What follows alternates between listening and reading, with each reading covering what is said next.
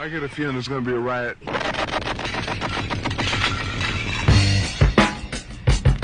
I don't read the newspapers because they all have ugly